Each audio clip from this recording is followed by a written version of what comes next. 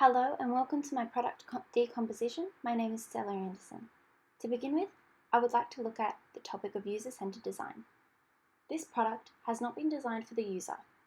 It is not adjustable and the size is permanent, as well as the sizes of the pockets.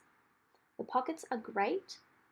They have a great range of sizes. However, I would like to acknowledge the fact that while the bag insert can be used with any bag, the height of the outer pockets, labelled A in the first picture on the left-hand side of the poster, are actually quite short, and in deeper bags, such as bucket bags, which are actually becoming quite popular again, it will create more difficulty when looking for products, which is something that I've personally experienced. Moving on to innovation and creativity, I would like to acknowledge the fact that we as a society have adapted and are now accustomed to instant gratification. This means that because this isn't a multifunctional product, work has been created for the consumer to go out and look for another product that fulfills another need. Now, I would also like to acknowledge the fact that while there are multiple pockets and they are attractive, they are not innovative in nature, nor is the Velcro for the removable center pouches labelled C in the second and middle photo of the poster. Okay, moving on to the visual, aesthetic and tactile factors.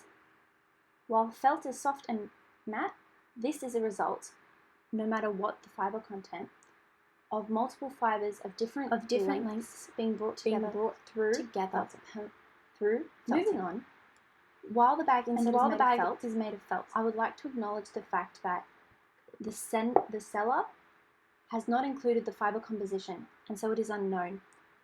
This means that consumers can't make confident, sustainable choices depending on the bag insert's fibre content, such as recycling the product completely once picking it apart, because that is possible if it is 100% wool or 100% polyester. Now, it's also important to recognise the fact that this bag insert likely has a linear life cycle, because when consumers aren't sure of fibre contents, they are more likely to throw them away. But because this product is made of felt, it can actually be repaired if there are any holes or tears, and this is best done through needle felting because it's less messy and you can work on more intricate levels and corners and spaces. This product is likely unsustainable in nature because of the fact that it has been sold at such a low price of 12.99 AUD. It is implied that the people who actually constructed this item were paid less than a livable wage, and I want to acknowledge the fact that this seller once again is depriving consumers of the knowledge that they are entitled to and not disclosing information as to where it was constructed. Another unfortunate implication of this low price is the fact that the company who made it likely cut corners by not disposing of dye stuffs or any extra materials properly, which can have extremely negative environmental repercussions. If this bag insert were completely wool or polyester, I would like to acknowledge the fact that it could be a cradle-to-cradle product, creating a cyclical life cycle. Another implication from the low price of this item is the fact that it was likely constructed in a country with loose labour laws which allow people to be taken advantage of.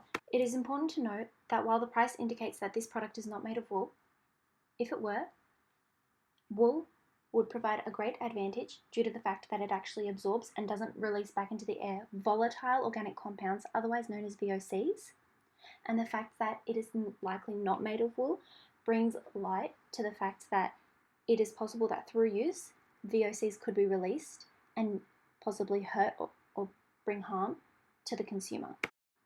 Wool absorbs VOCs through interacting with amino acid chains within wool fibres. The production details of this item are unknown, including any processes of dyeing and disposing of dyestuffs, as well as how they deal with redundant materials. These details can be assumed with more certainty if the fibre content was known. Namely, wool, polyester and other fibres are all dyed differently with different chemicals and processes. Interestingly, where materials are sourced is extremely important. If made of wool, sheep are susceptible to diseases and parasitic infections that can be transmitted to humans via contaminated fibres. The treatment of these issues, such as pesticide, can have further harmful effects on the environment. In summation, this product needs to be redesigned. Thank you.